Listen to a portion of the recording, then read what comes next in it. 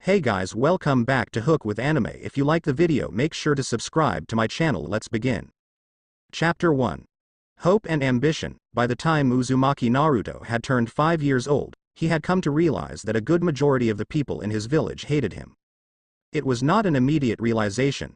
As the haze of colors and sounds called infancy slowly but inevitably passed, he first came into the awareness of his individuality.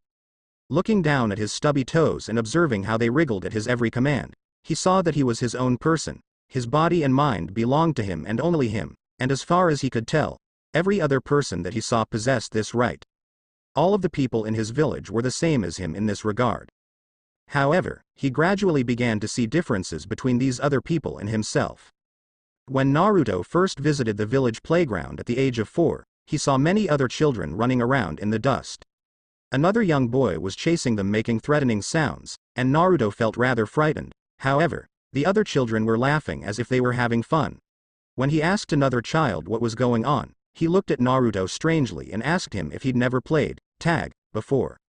When Naruto returned to his home that evening and asked his caretaker, a stern-faced woman with dark hair, about the game, she merely slammed a bowl of rice down on his table and told him to stay away from the other children. He didn't understand why the other children could play tag together and why he couldn't. But his caretaker's hand was even faster and sharper than her words, so he shut up and ate his dinner. But from then on, though he didn't approach the other children, Naruto did start going out more by himself. He was starting to get sick of the tattered book of folk tales that he had thumbed through since he was 2, and felt that he was a bit too old for the cracked old wooden blocks he'd once fondly stacked for hours before. He was a whole 5 years old, after all. And besides, he quite enjoyed the feel of the sun and wind on his skin. The few times Naruto had been out in public before, he had usually been with his caretaker, who always insisted on him covering his head and lower face with a scarf. She told him it was so that he wouldn't pick up any diseases, but now that he was exploring the streets of his village, he was beginning to have second thoughts. Because wherever he went, inevitably, he was followed by an intense storm of heated whispering. He hadn't realized at first. Even following the realization of his individuality, he'd never thought of himself as particularly unique. He'd read before in his book of folk tales that no two snowflakes were alike, and as such, so were people. But in the winter, when snow covered the village, there were so many snowflakes that he couldn't possibly distinguish between them. This, he realized, could be the same for himself, and for everyone else. And yet somehow, these people managed to point him out, a single snowflake in a flurry of snow. They pointed him out with barely disguised grimaces. They ushered their children away from him, admonishing them for walking too close to him, and chased him out of their stores. The first time this happened, Naruto wondered if they wanted to play tag with him and was about to open his mouth to ask, when they slammed the door in his face, sending dust flying in his face. Before he could get up, he heard a spitting sound, and he felt a warm sensation on his face. When he touched his face and looked at his hand, it was wet. He immediately returned to his home afterwards. Ignoring the dinner his caretaker had left out on the table, Naruto crawled into his bed with the lights off and the blinds to his window closed shut. He stared into the darkness for the rest of the day, trembling. All of the following days that he went outside ended quite similarly. As time went on, even the other children began to notice him, and unlike the adults, they went out of their way to taunt him. Naruto observed this all and every night, stared into the darkness. After the initial shock had worn off, he began to ponder his situation, trying to find an answer to the question of why he, as an individual, was targeted in such a manner. He wondered if it was because of his appearance. After all, when he ventured outside with his scarf on, nobody treated him like an aberration, or even worse, pretend he didn't exist. If they accidentally bumped into him, they apologized, and if he bumped into someone, they pet his head when he apologized. Recently, some of the other children had started to call him Tomato Head, because of the shock of red hair that framed his thin face, but he did not think that could be why he was singled out so much. He had examined his features quite closely at one point. His hair color was a bit unusual, but he had seen others with brightly colored hair in the playground quite a few times, and nobody ever glared at them or said unkind things to them. He had blue eyes, a quite ordinary trait, and though he was a bit small for his age, he was in no way deformed.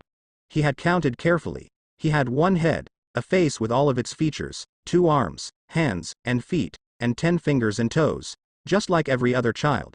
Some of the adults sometimes were missing a finger or a limb. In fact, The only really unique thing about him was the pair of faint whisker-like birthmarks on his cheeks.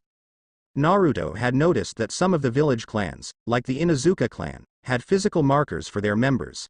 So sometimes, he liked to sit in front of a mirror and imagine what it'd be like to have other people who had bright red hair and whisker marks on their faces.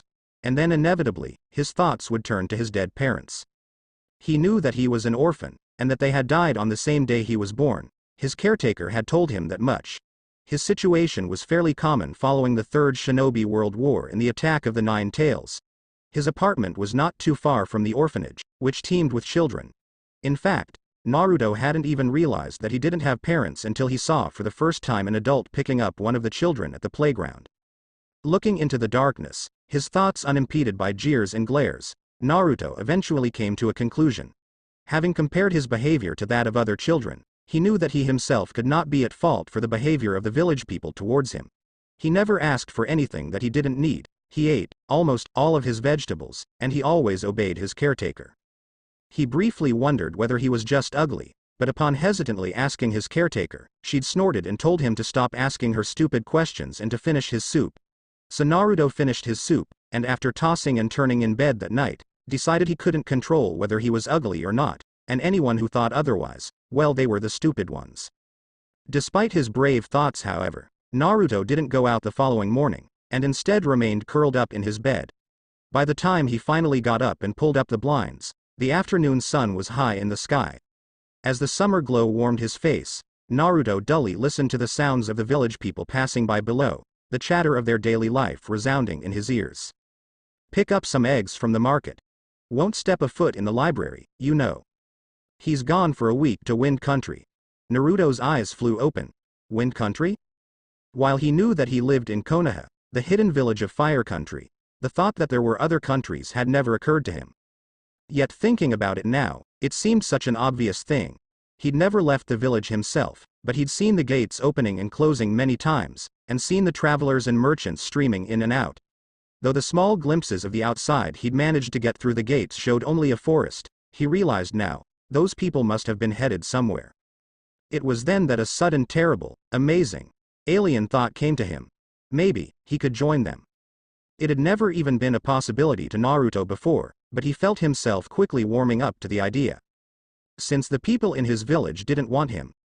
Yes, why not? Maybe he could just leave. A faint shadow of himself began to play before his eyes. He could imagine it, an older version of himself stepping with confidence through the gates and traveling through the forest. After a while, he'd find another village and be welcomed with open arms and to the sound of cheers and maybe he'd even find other people there with red hair and whiskers on their faces, and with a loud resounding sound, Naruto slapped his hands on his face.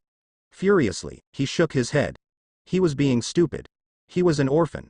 He didn't have any family members elsewhere. His caretaker had made that clear enough.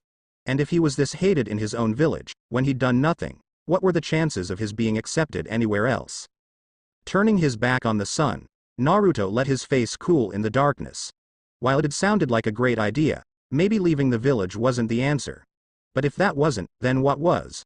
Was there anything else he could do? Sometimes, he wondered what it was like to walk outside in the sun without being jeered at. It would be nice, he thought, to not have to wear his scarf.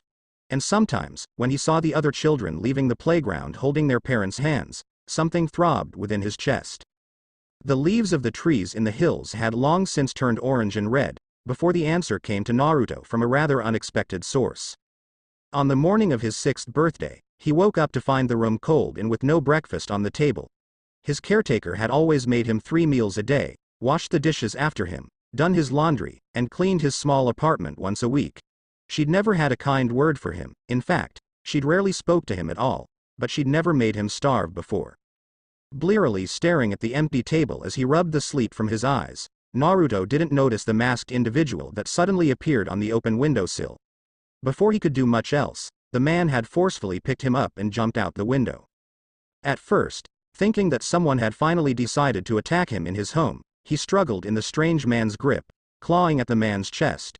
But he then realized that the man was wearing a porcelain animal mask and metal chest armor, and relaxed. As much as he was hated by the rest of the village, it was common knowledge that the strange animal masked men worked for the Hokage. Sure enough, He was dumped unceremoniously into the Hokage's office. Naruto didn't remember ever having been in here before, but he could read the characters, Hokage, on the desk in the middle, which's top was overflowing with stacks of paper and scrolls. The Hokage himself stood before him. His aged countenance and wizened form almost belied the strong, unwavering eyes that observed him from below the white hat. Naruto quivered and began to look away, but unlike the villagers, the Hokage's gaze held no animosity or hatred. So he met the elder ninja's dark eyes with his own, and for a moment, he thought he might have seen a flicker of emotion within them. But then it was gone, and he turned away. Naruto learned several things that day. Though he'd never really thought about it before, he now learned that the Hokage had been his benefactor paying for his caretaker, and that now that he was 6, she would no longer be coming by. He would receive a monthly stipend from the Hokage, but he would have to prepare his own meals and clean up after himself. And finally, he learned that he was to attend the academy, starting immediately. Running as fast as his legs could carry him back to his apartment, Naruto was so excited that for once, he didn't even notice the glaring that followed him. After all, the academy was the holy grail for the children at the playground. Having a sibling in it gave you automatic bragging rights, and if you were going to be joining it yourself, uncontested rights to the best swing, bar nothing. For the first time in his life, he felt a rising airy sensation in his chest that he didn't know the word for. However, that evening, Naruto watched the sunset from his window, and with the growing darkness, he began to feel a niggling sense of doubt. He'd never been allowed to join or be a part of anything before. Would attending the academy really change anything for him? He'd always admired the ninja. Their mystique and power made them just like the heroes of his childhood folktales. But could he become like one of them? And if he did, would people stop hating him? Or was he doomed to be hated for the rest of his life? His fingers, rested on the window sill, clenched into his palms, leaving behind red marks. No, Naruto decided. None of that mattered. He would just become a ninja that they couldn't ignore or despise. He would become so great, his red hair or his whisker marks wouldn't matter. Whether they thought he was ugly or stupid, none of that would matter. He would become the most revered and respected ninja of Konoha. He would become Hokage. Even if he couldn't own their bodies or their minds, he vowed, he would own their hearts. Chapter 2. Loneliness. The next morning found Naruto scanning his own appearance before the mirror. If he was going to become Hokage, he knew he should at least have the ability to make a good first impression on his teacher and his classmates. Thankfully, his caretaker had at least done the laundry before she left. Now, he was wearing his best, or rather, least threadbare, clothes. His hair, on the other hand, was a completely different story. It was a spiky red mane that hung down to his neck. Rolling a lock of the bright hair between his fingers, Naruto wondered if he should trim it. He glanced out his window, and let go of the lock. He could see the Hokage monument from his apartment, and if the busts were accurate, the second, third, and fourth had all had rather crazy spiky hair. Clearly, their hair hadn't impeded their rise to the top, and he figured that his wouldn't either. In fact, he thought in a passing way, the fourth's hair even rather resembled his own. Nevertheless, he dug out a brush that hadn't seen the light of day since it had been bought, and dutifully tugged it through his hair. Finally, with one last check in the mirror, smoothing out a non-existent crease in his shirt, he left his apartment and headed to the academy. Before he entered the building, Naruto paused and looked up at the circular sign that proudly hung in the niche above the doors. The character for Shinobi was emblazoned on it in bold ink, and he knew enough to know that it was made up by the separate characters of Blade and Heart. Together, it meant endure. It seemed appropriate considering the goal that he had in mind. Tracing the character with a finger on his palm, he took a deep breath and stepped through the doors. The classroom was large with a high ceiling, and filled with rows of desks, stacked in an increasing, rising order like a staircase.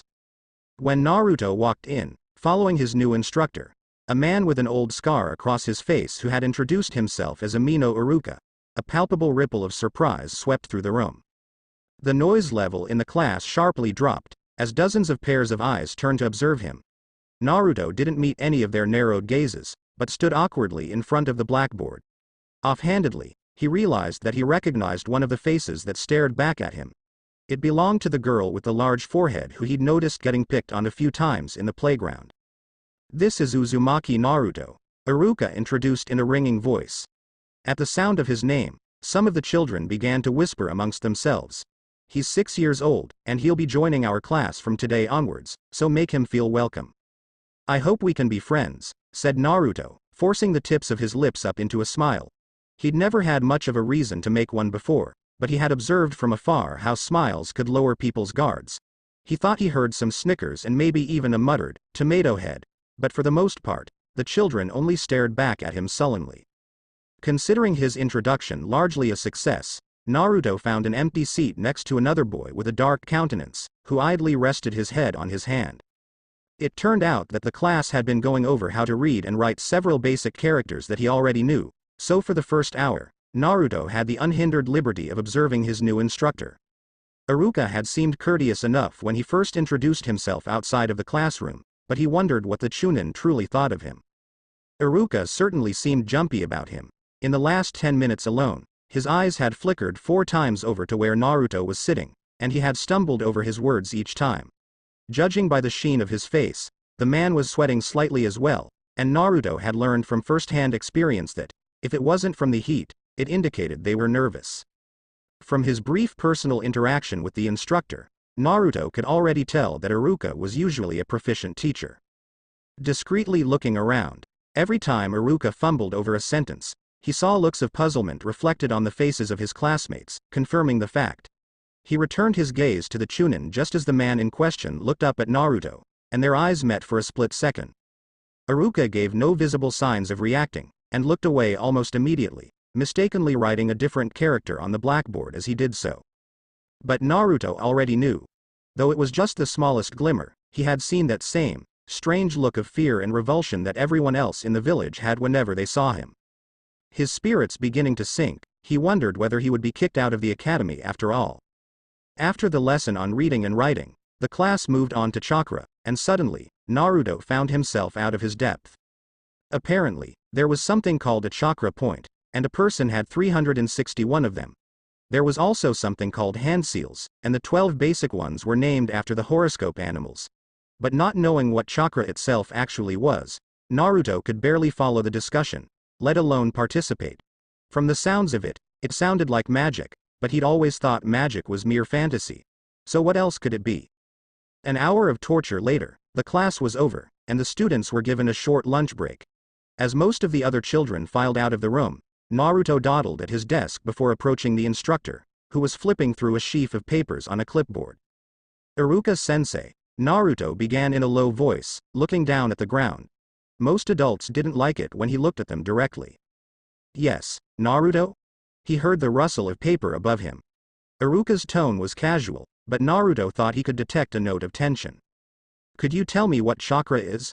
When the man didn't answer right away, Naruto looked up and hurriedly added, "The discussion was very interesting, and I wanted to join in, but I'm still not sure what it is, and where it comes from."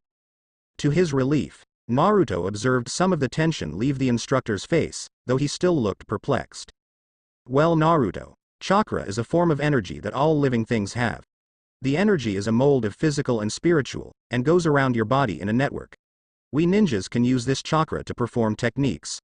Iruka paused, before adding, "Do you know what a technique is?" Naruto shook his head no. A technique is a skill made possibly by chakra, with effects like walking on water, exhaling fire, and creating illusions.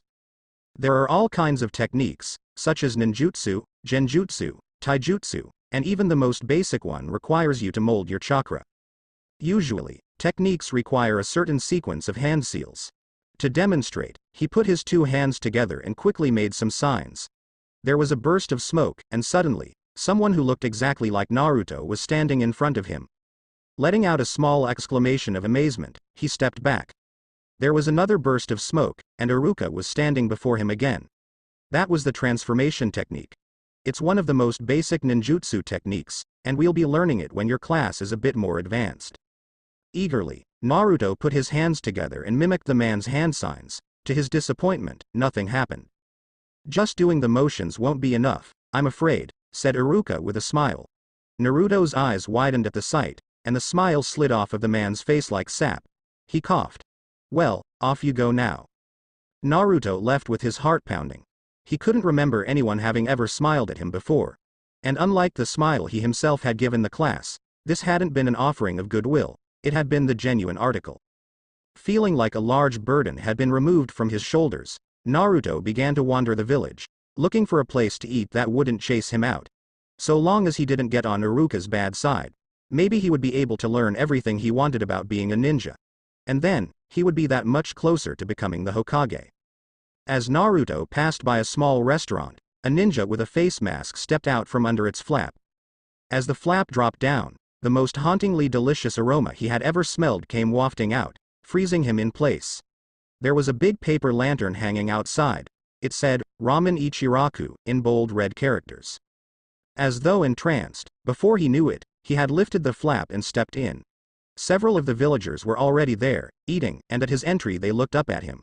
Reacting on instinct, Naruto tensed, waiting for them to glare at him, but instead, their faces grew pale. Rising to their feet with a clatter, they all left in a hurry, leaving behind an array of empty stools. Well, that was a new reaction. Even he'd never cleared a restaurant out like that before. Feeling a chill run down his back, Naruto turned to the counter to find himself face to face with a stern-faced man in an apron. He waited for him to respond angrily, but instead, the man grunted, "What'll you have?" Taken aback, Naruto's eyes flickered over to the menu and he stammered out the first item he saw: miso ramen. Less than 10 minutes later, the most majestic bowl of noodles he had ever seen in his life was placed in front of him. Slowly, he raised his chopsticks to his mouth, and as warmth spread through his body, his chopsticks picked up in pace, and soon he was inhaling the rest of the bowl. It was not to last, however. Hearing the stools beside him clattering once more, he looked up, and almost choked on a noodle. They were a rowdy group of children he recognized from his class at the academy. Hunching over his bowl, he tried to shrink in on himself. But without his scarf, there was nothing to hide his hair. "Well, what do you know? Hey look everyone, it's Tomato Head," said one of the boys, jumping up from his seat. His friends joined him, and they rapidly spread out around Naruto to surround him. He said stiffly, "My name is Naruto." "What was that, Tomato Head?" the boy said in a loud voice, cupping his ear as if he hadn't been able to hear him. When Naruto didn't respond, he dropped his hand and glanced over at his sniggering friends. "Nogi here says she heard you asking Iruka-sensei about what chakra is."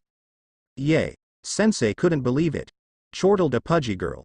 "He told us after you left that you didn't know nothing and that," she sniffed, "we should help you out." "Ah. Does little baby need his diapers changed?" the boy crowed. He leaned over and swiped Naruto's bowl. "Does Tomato Head want his mommy?" "Oh wait." He laughed and lifted the bowl to his lips. "You don't have one." Blinking, Naruto watched the bully slurp up the remainder of his ramen. Out of the corner of his eye, he saw that the owner of the restaurant was preoccupied with another customer. "It's not nice to make fun of people about their parents," he finally said in a mild tone that belied the increasingly hot fire that burned in his belly. "What would you know about being nice? It's not like you ever had parents to teach you," scoffed a girl. "My parents told me to stay away from you, 'cause you're bad," added the boy with relish. "I'm not bad," gasped Naruto before he could stop himself. "You are too." "No I'm not." "Are too." "I'm not." "Are too." "Damn Tomato Head. No one wants you here." The boy lifted his hand up with the bowl still in hand.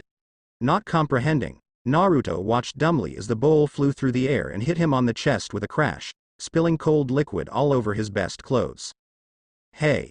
The owner had finally noticed what was going on, but at the sound of his voice, the children all scrambled out, the restaurant's flaps swinging emptily in their wake.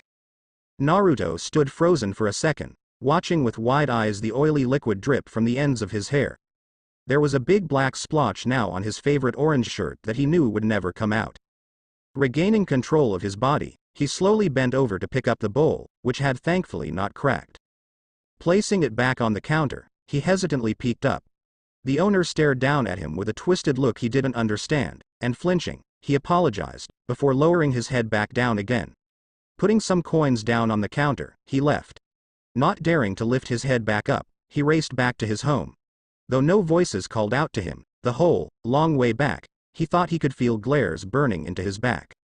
Once he was home, Naruto robotically began to pull out some of his more worn spare clothes from the closet. All he could think about was how he had to quickly change and return to the academy before the lunch break was over, or else he would get in trouble on his first day. If he was to become a great Hokage, he couldn't get kicked out. It was only when he was zipping down his ruined hoodie that he noticed that his fingers were trembling. And then, as he wondered why they were doing that, he also realized that he had lost all strength in his legs. Letting out a small, "oh," he fell down on his knees in the dark room. Automatically hunching over on his hands, Naruto felt something warm and wet streak down the sides of his face and land with a plop on the floor. In a detached sort of way, he realized with surprise that he was crying. He had observed before, from afar, people crying for a variety of reasons. Sometimes, people, mostly children, cried when they weren't getting their way. Once, he'd seen a girl about his age burst into tears when her mother refused to buy her a stick of candy, and observed how the mother had given in. When he experimentally asked his caretaker to buy him a stick of candy, she'd wordlessly stared at him coldly, as though looking at a particularly disgusting insect on the backside of her sandal. He'd never asked her for anything again after that. Most of the time, however, people cried because they were in pain or because they were sad. When a child fell over in the playground and began to cry, their mother or father would frantically look up at the sound of their voice, and run over. When they saw that the child had only scraped a knee, they would laugh in relief and place a band-aid over their injury. Then the child would feel magically better and go back to playing with their friends. As he wondered which emotion he was feeling, Naruto began to feel even more strange. There was a hazy sensation creeping up his body and taking over. And then suddenly, against his will, he collapsed down completely with his face pressed against the ground. Someone was making a terrible moaning sound, and for several seconds, he listened in alarm as he looked for its source, before realizing that it was coming from himself. A mixture of snot and tears was streaming down his face, and he began to worry about how he couldn't go back to the academy with a splotchy face when suddenly, he realized that he didn't care. He wasn't sure what this heaviness in his chest was, but he didn't want to feel it anymore. And if crying would help him lessen it, he would do it. After all, no one was there to hear him. If he wanted to become a strong ninja, he knew he could never let anyone else see him crying, because the heroes in his book had never cried. But right now, he was alone in this cold, dark room. Just this once, he thought, eyes squeezed shut and tears dripping from his nose. A cold and detached part of Naruto thought that he should be pleased to have this privacy. But at the same time, he had never felt so alone before. He felt like he was the only person in the world. Chapter 3. Dream and Determination, and the winner is Sasuke. As the watching students cheered, Naruto, lying flat on his back, looked up at the sky. It was a nice day, he thought, with only a few clouds in the sky. After a few seconds passed, dredging up the last of his willpower, he clambered up to his feet, ignoring how sore his body felt. Brushing the dirt off of his pants, he walked to the edge of the wooden platform and leapt heavily down. The next bout will be between Sakura and Ino, he heard Iruka call out, and two squabbling girls jumped up to the platform. Nice one, Naruto, a boy called out. Without responding, Naruto passed him by, but not before he heard the boy add, "You lasted almost 10 seconds up there." The children standing near them laughed, and feeling the tips of his ears beginning to burn, Naruto abruptly picked up pace and ran back inside the academy building. His footsteps pounded loudly through the hallway, and even though he knew he should be practicing how to run without making a sound, he couldn't bring himself to care. The door to his classroom opened with a clatter, and straining on his tiptoes, he grabbed his bag from his cubby near the end. Naruto knew it was wrong to leave when academy wasn't even over, but the only thing they were doing for the rest of the day was the one-on-one taijutsu fights. No one would notice him gone. Except maybe Nogi and her friends, anyways. Just as he neared the open doors to the front exit, Naruto heard the sound of adult conversation, and skidded to a halt. His heart pounding in his ears, he looked right and left, looking for a place to hide.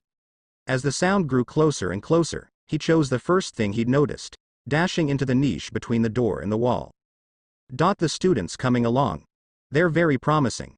We're conducting this year's first taijutsu tournament today, and they're all performing excellently. Naruto's eyes widened, as he recognized Iruka's voice. Hadn't he just been back at the arena? What was he doing here now? Had he noticed Naruto was gone? Unable to put aside his rising curiosity, he put an eye to the crack of the door, and then seeing the person beside Iruka, he felt his heart skip a beat. The Hokage was standing right in front of the very door he was now quivering behind. "Ah, Fugaku's younger son is in your class, no? Quite precocious, isn't he? Actually, while I'd hate to see him go, I think that if he continues to perform as well as he is doing now, transferring him to a more advanced class wouldn't be out of the question. They are brothers after all. The Hokage chuckled. There was a short pause, as the Hokage seemed to be surveying the academy building. For a horrifying instant, Naruto thought that the elderly ninja's gaze had paused on the sliver of his face, and had to fight the urge to run. But then he turned away, and Naruto felt some of the feeling begin to return to his face. They resumed talking, but began to move away in the direction of where the other children were, and after a short while, Naruto finally came out from his hiding spot. His head turning back and forth rapidly to survey the empty lot, Naruto ran as fast as he could, only coming to a stop when he reached the cover of a patch of trees. Panting, he rested for a few minutes against the trunk of a cherry blossom tree. 2 weeks had passed since he joined the academy, and Naruto had quickly learned that it wasn't just basic ninja knowledge that he was behind in. Many of the other students were from clans or had ninja relatives, and they had been training since well before joining the academy. It was all Naruto could do to keep up with the daily physical exercise, and he was completely out of his depth when it came to actual taijutsu. While the other children were flipping through the air and flowing from one stance to the next, Naruto was still struggling to follow along without landing flat on his back. He desperately needed more instruction, but Iruka only had so much time to spend on him before he had to move on to the other children. Iruka had told Naruto and the few others who hadn't ever received training before that they would catch up soon, but lately, he hadn't been able to bring himself to even look up at the academy sign. He'd sworn to become Hokage, but the way he was now, he thought he'd be lucky to even graduate. If only, Naruto thought. If only he had someone outside of the academy to teach him. Then maybe he wouldn't be so behind. He shook his head wildly. Jumping up to his feet, Naruto smacked his cheeks with his hands. If he had time to feel sorry for himself, he thought, he might as well spend it practicing. Drawing himself up to his full height, he turned to face the tree he had been leaning against. Emptying his mind, he felt his body relax. Adjusting his footing and planting them firmly into the ground, he curled his hands into fists the way he'd learned in class, and then he punched his right fist into the empty air. Then, drawing that one back, he punched with his left fist. Right. Left. Right. Left. Over and over, Naruto punched repeatedly into the air, pushing his body to remember the motion, until suddenly, he realized with a jolt, that several hours had passed. The sun had set, and the temperature had dropped. He was rummaging through the bushes looking for his bag, when he heard the sound of footsteps and froze. Reacting on instinct, for the second time that day, Naruto ducked, trusting the shadows to complete his concealment. To his dismay, the footsteps stopped at a place not too far from where he was hiding. This looks like a great place to talk, doesn't it, Azumo? It was Iruka again, and compulsively, Naruto stepped back even further into the bush's shadow. Sure. It was an unfamiliar male voice this time. What did you want me for? I was just thinking. It's a pity the Konoha Archive Library is closed to civilians, isn't it? What? Of course it is. We wouldn't want sensitive village information falling into the hands of just anybody. But it's not just that, right? There's the jutsu section, with scrolls on taijutsu, genjutsu, ninjutsu. Well, yes. But civilians would just hurt themselves without formal instruction. But if that section was open to, say, academy students, that'd help them with their studies, don't you think? Are you feeling okay, Iruka? The voice sounded annoyed. Of course it's open to academy students. Not that my little sister seems to care. Oh yes, I forgot. They'll need an academy instructor's permission for more advanced level scrolls, but basic and fundamental scrolls are freely accessible to students. The Konoha Archive Library sure comes in handy. Don't you agree, Azumo? What in the... Wait. This is Kotetsu, isn't it? Said the other voice suspiciously. Was that supposed to be your impression of Iruka? I'm right, aren't I? Ah ha ha yeah, you caught me. Absolutely terrible, man. I'm a bit rusty, I suppose. Rusty? That doesn't even cover it. Iruka doesn't stomp around like that, he kinda walks with his hips moving like this. There was a rustling sound. Like this. Yeah, exactly. Spot on. See, you can do this. The voices faded away. After a few minutes, his heart still thudding in his chest, Naruto finally jumped out. It had been nerve-wracking hiding the whole time, but he couldn't believe his luck at coming across such a vital piece of information, The library. That was it. His mind racing with the possibilities, Naruto rushed home. If he had stopped even for a minute to retrace his footsteps, he may have found the conversation rather odd, as though performed for his benefit rather than a truly organic dialogue. Instead, he turned in for the night extra early, practically flying under his bedcovers in his excitement. As tends to happen, however, he found himself watching the glow of his alarm clock for half the night, willing time to speed up to whole while, and when he finally woke up the next morning, not having even realized when he had fallen asleep, he bustled around his apartment getting ready, with more energy than he'd had the entire past week combined.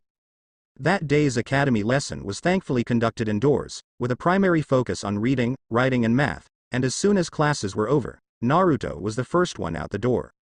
He'd seen and passed by the entrance to the archive library before, of course. It was near his home, built right under the Hokage monument. But the sign had always looked so official, and the long doors too foreboding. Climbing up the stone stairway, he hesitated before the entrance. Reaching out with a hand, he pushed the doors, and despite their size, they opened silently. Inside, a bored-looking Chunin was sitting behind a black counter, and beyond that, Naruto felt his eyes widen as he saw a huge expanse of bookshelves, with tomes and scrolls crammed into every open space from top to bottom. There was even another stairway that led downstairs, to a whole other floor of bookshelves that stretched from wall to wall. Pass? The Chunin grunted, not looking up from the book in his hand. Naruto froze. His hands tightening over the strap of his bag, he looked down at his toes, wondering if he'd misheard Iruka, or Kotetsu, he supposed. He started out. At the sound of his voice, the Chunin looked up, and as recognition flitted across his face, for a second, Naruto thought he was going to yell at him to get out. But to his surprise, the Chunin put down his book and scribbled something on a piece of paper, before ripping it out and giving it to him. "Here's your academy student pass," he said. Naruto hesitantly reached for it, wondering wildly whether the Chunin would snatch it back at the last second with a sneer. But his fingers wrapped around the paper, and the Chunin let go. He returned to his book. Slowly, Naruto turned around, looking out once more at the bookshelves. "First floor only," the Chunin added in his bored voice. Nodding, Naruto shot off before the Chunin could take back the pass. With his head wrapped in his scarf, he'd sneaked a few times into the public library before, but that had held nowhere near the amount of scrolls and books that he saw here. And it was far quieter here. There weren't any bored, mischievous children parked here by their parents, or feeble old women yelling at the librarian that their dog was missing. Naruto came to a stop before a bookshelf marked Academy Level, and craning his head back to scan the labels on the scrolls, he let out a slow breath. He'd learned the characters for Taijutsu, Ninjutsu, and Genjutsu just a few days ago, and they were all here. Spotting a stool nearby, he dragged it over and climbed on top.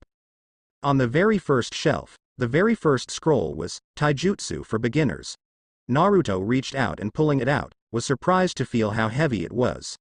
Gingerly, he unfurled the thick paper, and let out another shaking breath at the sight of the detailed illustrations. His gaze raced from each stance to the next, taking note of each individual adjustment of the feet and hands. Naruto began to shake, and not trusting himself, he carefully rolled the scroll back up. His eyes felt hot, and he had to remind himself that ninja didn't cry. But it took all the willpower he had to force back the tears, and only when his eyes were completely dry did he allow himself to open the scroll up again. He knew, now.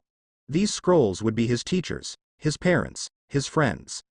1 year later, the next bout will be between Naruto and Nogi. A girl wearing her hair back in a ponytail stepped out nervously onto the wooden platform. The platform, which had been smooth and unblemished at the beginning of the year, was now scarred with numerous marks of past fights, serving as a reminder of how far they had come since then. Opposite her, a young boy with red hair leapt lightly onto the platform, making only the slightest sound as he landed. He stood relaxed and comfortably, with his hands hanging in front of him. His name was Uzumaki Naruto. Nogi hated him. At first, it had been fun just because he was so easy to make fun of with his stupid hair, and she never got in trouble for picking on him, because nobody else liked him either. When her papa came home late smelling of beer and yelled at her mama and told Nogi to pick up her damn toys, there was nothing that made her feel better than running outside and taunting him with Funa and Yasu. Naruto never said anything back, but he never cried either, so it was easy to pretend that he wasn't, well, one of them. He was weak too. Nogi always relished her matchups against him in taijutsu, and always used extra force than necessary when pushing him down to the ground, even though she always got in trouble with Iruka. But gradually, at some point over the year, Nogi had suddenly found that he wasn't quite so easy to push down anymore. His awkward movements at the beginning of the year were gone, and one day, he even managed to connect a kick. It was stronger than she'd expected, and she was sent flying off the platform. Her friends were immediately at her side helping her up, but when she looked up, Naruto was already getting off the platform, without a second glance at her. Nogi hated him. It was now the end of the year taijutsu evaluation. She lowered into her preferred starting stance, a compact and defensive one that still gave her enough maneuverability to jab out and go on the offensive in an instant. She hadn't fought against Naruto since he'd kicked her, but she knew that she couldn't underestimate him anymore. The only one who seemed to be able to knock down the boy nowadays was Sasuke, and well, nobody beat Sasuke. Begin. Nogi tensed up, readying herself. But to her annoyance, Naruto didn't move. He just stood there, watching her with a blank look on his face, and after a few seconds, she couldn't hold it in anymore. His red hair taunted her, filling her with anger, and she charged at him. Her hands were outstretched, and she threw herself forward, when he stepped aside. She felt something smash down on her back, and grunting in pain, she fell flat on her face. Before she could get back on her feet, she felt Naruto kick down on her side and shove her off the platform. She landed roughly with a loud thud, and coughed as a cloud of dirt erupted around her. The winner is Naruto. Nogi forced her sore body to turn around, and seeing Naruto's back as he walked off the platform, she felt hot tears begin to form in her eyes. She really hated him. After the year's evaluation, when Iruka took Naruto aside and asked whether he wanted to be transferred to an upper-level class, he answered, yes, without a second's hesitation. Instead of being in the top of his class, as he was now, he would probably have to return to being in the bottom-most rung again. But Naruto didn't mind. He knew that with patience and hard work, his teachers would guide him once more. I'm glad it worked out, was Iruka's last remark to Naruto, though he didn't quite understand what the Chunin meant. That winter, Naruto spent even more time in the archives than before, determined to get an early start on his studies. And finally, when springtime came and the academy opened again, he found himself standing before yet another class of strange faces that looked back at him with sullen eyes. Steeling himself with a blank look, he prepared himself for yet another year of insufferable snickering and taunting. However, to his surprise, his new classmates were slightly different. They were older than him, being 9 or 10 years old, and he found that to some extent, they had grown out of the ignorant cruelty of their childhood. They were at the age when they began to think for themselves instead of blindly following what their parents told them to. But at the same time, nobody approached him. Naruto wasn't an outsider, but he wasn't one of them. He was just something that sat beside them in their classroom and sparred with them outside. Well, that was fine with Naruto. He'd gotten along just fine without any friends in his first class, and the newfound peace in his current class was more than enough for him. He had his teachers in the archives. They taught him and kept him company. And even more than that, they were his friends, and Naruto didn't have to hide anything from them. Naruto had 2 secrets that he'd never told anyone else. The first was that he felt 2 types of chakra running through his body. Of course he couldn't see any of it, but if he had to describe them in terms of how they felt, he'd say the first one felt yellow, and that the second felt red. He had never tried directly using the second chakra. He'd found out early on that so long as he focused on his yellow chakra, he could easily direct it to gather wherever he wanted. The red chakra was much wilder and much more stubborn, and sometimes disrupted his chakra, making his ninjutsu fail. After some deliberation and several headaches, he had put aside his red chakra, focusing instead on controlling his yellow chakra. The second secret was that when he nudged his red chakra, a curious black seal appeared on his abdomen. It looked similar to the symbol on the shoulders of the ninja uniform, with squiggly lines coming out like the rays of a sun, but there wasn't much more Naruto could decipher about it. After all, in the academy, they hadn't learned anything beyond the bare bones of fuinjutsu, let alone anything about putting seals on a person. The implications of there being a seal on his body were initially chilling. Why was it there? Who had put it there? And what was it sealing? Was it perhaps the source of his red chakra? To his disappointment, there was nothing useful on the subject of advanced fuinjutsu in the archives, and when he tried to reason it out in his mind, all it did was give him a headache. Thinking about it rationally, Naruto would have expected himself to do everything that he could to figure out the seal. And yet, strangely enough, he felt no compulsion to do so. On the contrary, he found the topic of the seal even slipping from his mind, sometimes to the point that he had to stop and think about what he was looking for in the archives. It was a strange thing. But aside from the occasional headache, it didn't seem to affect him in any tangibly negative manner, nor was there anyone he could have asked about it in the first place. In the end, after several weeks of frustration, he put it aside for good and stopped thinking about it at all. And so, the months passed. Every morning, Naruto woke up early and, after his routine sets of push-ups and pull-ups, as recommended by a body training scroll, he practiced building up chakra by walking up the walls of his apartment. He also began to spend his mornings meditating and concentrating on feeling the flow of his chakra running through his body. It was hard to believe that there had once been a time when he didn't know what chakra was. It was the spirit of his very self circulating throughout his body. In the afternoons, Naruto attended the academy and learned about chakra and hand seals, mastering basic techniques. He studied how to set traps, how to disguise his own presence, and how to eliminate as much sound as possible from his movements. He learned how to detonate explosive tags remotely with chakra, and could release himself from all basic genjutsu. He was smaller than everyone else in his class, so he didn't win quite as easily as he had before, but he made sure none of his losses were in vain. Instead, he learned how to weave in and out to confuse your opponent, and how to use his opponent's movements and body weight against them.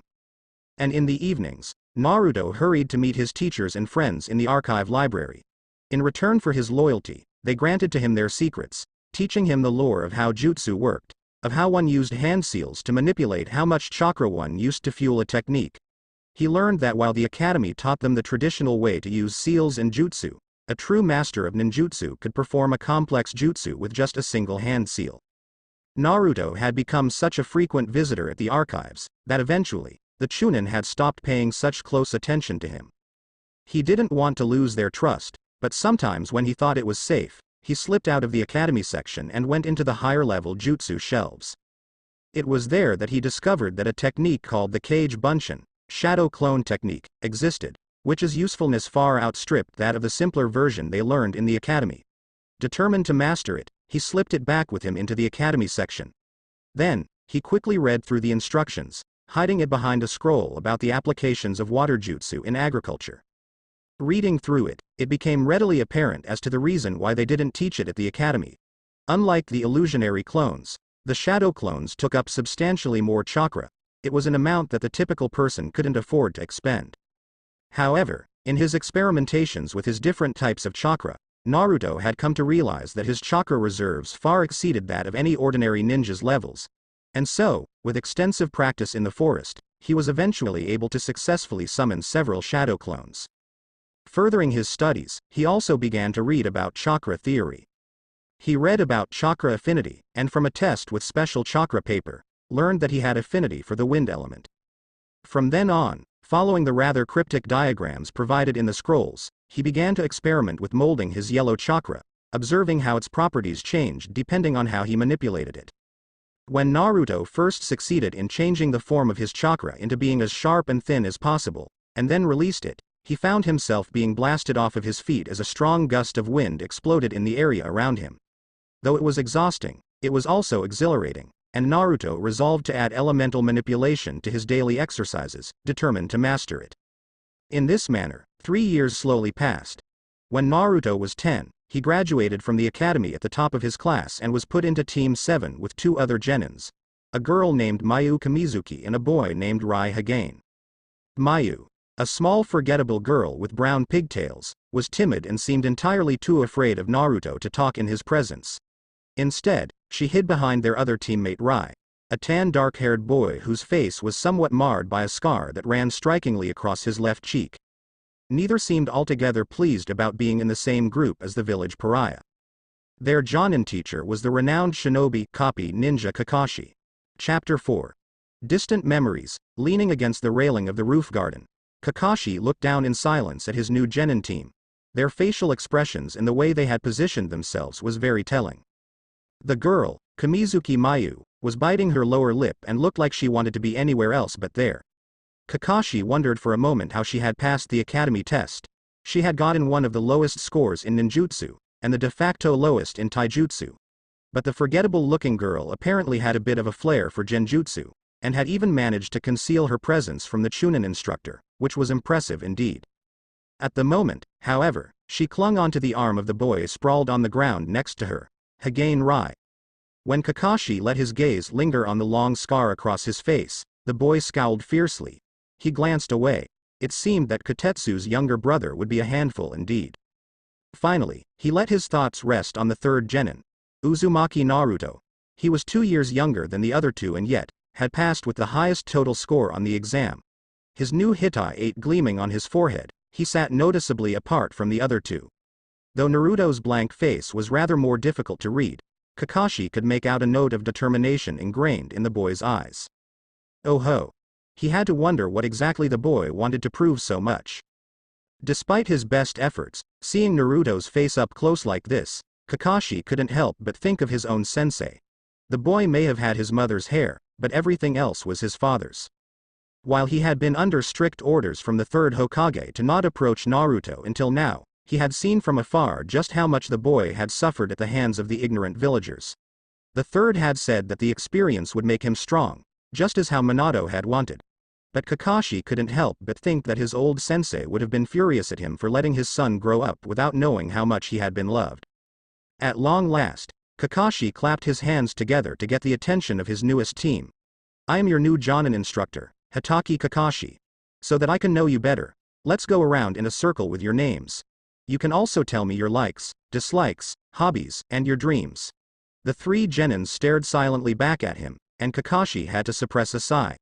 How about you go first? He gestured towards Rai, who scowled again but acquiesced. The name's Hagane Rai, the boy grumbled. I love anything to do with weapons. My goal is to become the best weapons specialist in Konoha. And, he glowered at Kakashi, I hate being ordered around. A handful, Kakashi thought to himself. Now the girl, he ordered. Mayu stiffened under his gaze and Kakashi noted with concealed interest how, for some reason, her eyes momentarily flickered in Naruto's direction. My name is Mayu. I like birds, and I dislike. Well, my hobby is looking at the sky, and my dream is to work with orphans one day and better their lives.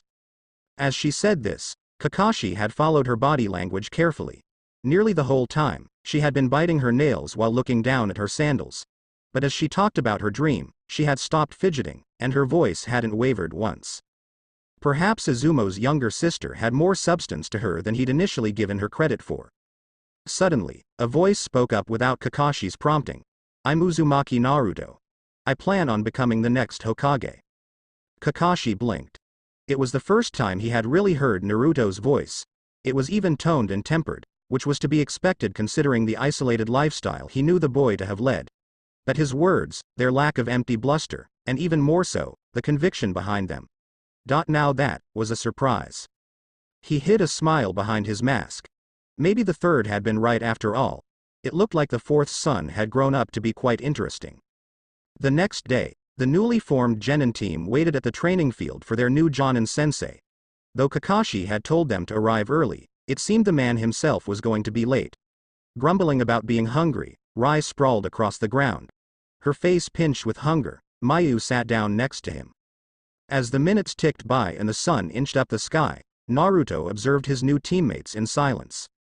Rai Hagane and Mayu Kamizuki. He had never really noticed either of them in his classes. Though that wasn't saying much, when he had barely interacted with any of his classmates over the past few years. The scant little he could recall of either them was superficial at best. Rai was loud, and Mayu was quiet. It seemed the two had known each other for quite a while as well, considering how tightly Mayu stuck to Rei's side. None of this would have mattered to Naruto, except for the fact that they were now a team. He held back a sigh. He wished they would have just put him on a team by himself. It would have been less cumbersome that way. Though Naruto had made an effort to stay alert, when his stomach began to make rumbling sounds, he settled down on the ground. Closing his eyes and focusing on the stream of chakra running throughout his body, Naruto began to think upon their present situation. Why had the three of them been explicitly told to come this early for training? Why hadn't Kakashi come yet, leaving the three of them alone together? What kind of test could it be? that it would determine whether they were to continue training as genins, or return to the academy as failures. Surely nobody expected them to be able to defeat a jonin. And most importantly, why had they been told to skip breakfast? Ironically, it was the sharp hunger racking his belly that brought clarity to his mind. Naruto's eyes snapped open. "We need a plan," he said aloud. His teammates seemed surprised at his addressing them. "What do you mean?" said Rai, regarding him through narrowed eyes. "Kakashi-sensei's test will probably involve us having to team up to beat him," he explained. "That's why he's late. He knew we didn't discuss anything yesterday, so he's giving us time now to work out a plan. In fact, he's probably watching us from somewhere right now to see how we spend this time." His eyebrows raised, Rai looked around skeptically. "I don't sense him anywhere." "He's a jonin," said Naruto. He turned to look at Mayu, noting how she flinched from under his gaze. "You specialize in genjutsu, right?" He turned toward Rai. "You're a long-range weapons specialist. And of us here, I'm the best at taijutsu. If we team up and combine our abilities, I think we've got a decent chance at beating Kakashi-sensei." His teammates exchanged looks. Then, Rai looked back at Naruto and to his surprise, gave him a nod. Considering how the other boy had introduced himself, "I hate being ordered around," he'd expected him to put up more of a fight. "Since it was your idea," said Rai, "what do you want us to do?" By the time Kakashi finally arrived, Naruto felt reasonably pleased with the plan they had worked out. Getting the other two to cooperate with him had also been much easier than he had expected. In fact, it made him wonder if he should have put more effort in reaching out to the others in his class. "Your test is to take these 2 bells from me before noon," said Kakashi, looking about as disinterested as possible. "Whichever one of you doesn't get the bell will be tied to the rock and forced to watch the others eat." Well, there it was. It certainly solved the mystery of why they'd been told to skip breakfast, but it now presented another problem. Had he been wrong about the reason why they'd been given so much time together? If one of the 3 was already automatically slated to fail, how could they possibly work together as a team? Just a single glance at how Rai and Mayu were eyeing Naruto told him that they would undoubtedly betray him if things came to a head. Fortunately, they had hatched some backup plans in the possible case of such an event. Just as Kakashi had started the clock, Naruto motioned to the other 2, Plan B. When there wasn't an immediate response, he tensed. Would they move as they'd agreed upon? True, he'd made another backup plan of his own just in case his teammates betrayed him from the start, but its chances of success were significantly lower. But to his relief, just as he was about to consider a change in plans after all, they nodded in agreement and then disappeared in a blur of motion. Directing chakra towards his feet, Naruto silently leapt up a tree to gain some higher ground. Once secured on a branch, he checked for Kakashi's location. To his surprise, he appeared to still be standing where they'd left him. Either the man really underestimated them, or it was a clone. There had to be a reason behind this farce of a test. It seemed unlikely that Kakashi was simply a sadist and took pleasure in failing genins. The man had seemed a bit too bored for that. It was more likely that he was trying to teach them some sort of meaningful lesson. Yet the test was set up in a way that guaranteed that at least one of them would fail. Was this supposed to be a demonstration in self-sacrifice? Was one of them meant to patriotically sacrifice himself for the success of their mission? From the corner of his eye, he saw a flock of bluebirds come flapping out of a tree about 100 yards away. It was the signal. Raising his arms back, Naruto flung several shuriken and kunai down at Kakashi's still figure. With grim eyes, he watched them strike their target, and with a burst of white smoke, Kakashi disappeared, revealing a tree log in his place. It was a clone, then, meaning the real Jonin had hidden himself and was probably watching, which could only mean bad news for Naruto, who'd just given away his own location. Dropping back down on the ground, he began to run. Before Naruto had gotten too far, he sensed the presence of an active pursuer who could only be Kakashi. Without making any visible signs of recognition, he began to slow down, as though growing weary. Then, without warning, he dropped to the ground and swung out several shuriken at the spot he sensed him to be in. A moment later, the presence flickered out. His pulse quickening as he saw something silver flicker right next to him, Naruto flipped out of the way. Just as he landed, there was a cloud of dust, and when it cleared, Kakashi was standing behind him. "Not bad," said Kakashi. A beat passed where Naruto remained motionless, and he realized that something was wrong. Then with a burst of smoke, Naruto disappeared, and a log clattered on the ground. There was a hissing sound, and recognizing it in a heartbeat as the indicator of an exploding tag, Kakashi immediately leapt out of the way. As he spun into the air, a red-headed figure bulleted out of the nearby bushes and barreled into him. Raising his arm just in time to block the kick, Kakashi reached out with his free hand to close off the boy's movements. But even as his hand settled around Naruto's ankle, the boy twisted around in midair, swinging the length of his other leg at Kakashi's neck. Forced to let go in order to avoid having his windpipe crushed, he watched as Naruto landed nimbly on his hands before flipping back upright. Without a moment's pause, Naruto threw another exploding tag at him. As Kakashi leapt aside again, he saw that the genin had began to quickly make some seals. Before Kakashi could see what technique he was forming, the tag had combusted, momentarily distracting him. The next second, a sharp gust of wind burst into existence beside him, picking up a cloud of leaves and dust to create a miniature storm in the clearing. Interesting.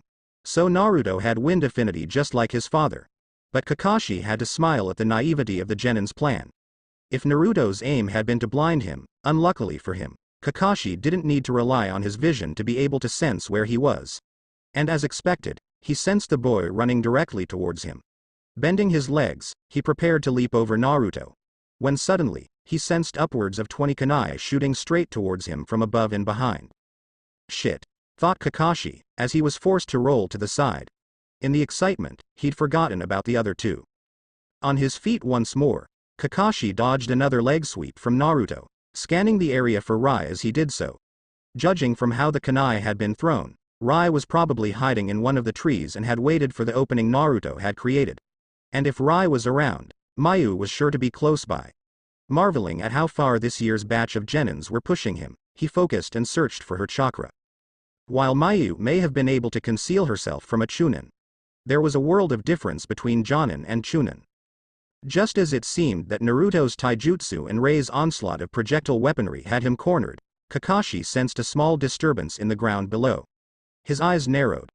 A second later, Mayu came bursting out of the earth and with a look of rare triumph, she swiped at the two bells that hung tantalizingly from his waistband. So they had still gone ahead with the plan. He had expected them to abandon all signs of teamwork once they were told only two of them could pass, but it seemed they had stuck to the plan. Naruto would first engage Kakashi, and Rai would provide further distraction. Mayu, as their most accomplished at hiding her presence, would creep up on him and take the two bells. It was a simple plan, but effective, and if he had been just an ordinary person, it would undoubtedly have worked on him. It was child's play for Kakashi to replace himself with Naruto instead at the last moment. If he had been any less pushed by the pursuit, he would have enjoyed the look of utter shock that flashed across Mayu's face as she instead crashed straight into Naruto. 2 down, 1 to go. Kakashi began to look for Rai as he waited for Mayu and Naruto to disentangle themselves.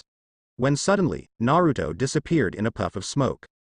In the split second that it took for Kakashi to register what had happened, a flash of red came shooting out of the hole that Mayu had made. Watching in astonishment at the hand that reached out for the bells, he immediately leapt away, realizing his mistake. At some point, Naruto must have replaced himself with a shadow clone. A shadow clone. The real Naruto had hidden underground, hiding his presence behind Mayu's. A bell jangled. Kakashi felt a single drop of sweat roll down his neck, as he and Naruto stared impassively at each other. A single bell dangled from between the boy's fingers. Judging from the look of shock still on Mayu's face, she had not been privy to this part of Naruto's plans either. Kakashi had to wonder whether it had been a spur-of-the-moment thing, or whether he had thought of it all from the very beginning. Whichever the case, however, it didn't make much of a difference. He had underestimated the genin. It was as simple as that. As similar as Naruto looked to the fourth, it had been all too easy to simply dismiss him as the cute baby-faced son of the legend. He certainly hadn't expected him to know a Jonin-level technique such as the shadow clone technique, or thought it possible for a genin to have devised such a plan. But now, he knew better, and he would never so completely underestimate the son of Minato again. No, Kakashi corrected himself. He would definitely not be underestimating Uzumaki Naruto again. Very well, he said, shaking his head ruefully. The remaining bell jingled from his pocket. But since only Naruto got a bell, the two of you will have to be tied to the rock. For a few seconds, he let the two genin process the information, noting the look of disappointment on Mayu's face and the carefully blank one on Naruto's. Then he smiled behind his mask. Just kidding. Everyone passes. Letting out a big sigh, Mayu fell on her knees, and soon afterward, Rai dropped out of the trees to join them. With some amusement, Kakashi noted the wide, easy grin on his scarred face. It looked far more natural there than the scowl had. It seemed the boy didn't take too well to strangers, but was the type to quickly warm up to one. As his genin began to ravenously dig into their lunches, Kakashi looked over them. He had somewhat mixed feelings about how things had turned out. Originally, he had fully expected them to work separately, and completely fail at capturing a bell. Then he would have tested them, as he had with all previous genin teams, by checking to see whether they would choose to ignore his orders and take care of each other.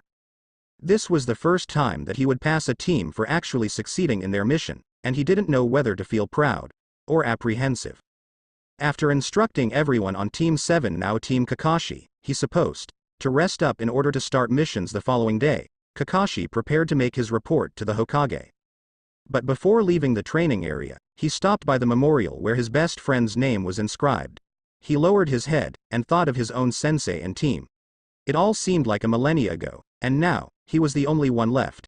He wondered if he would be able to pass on what he had learned from them to his own genin team.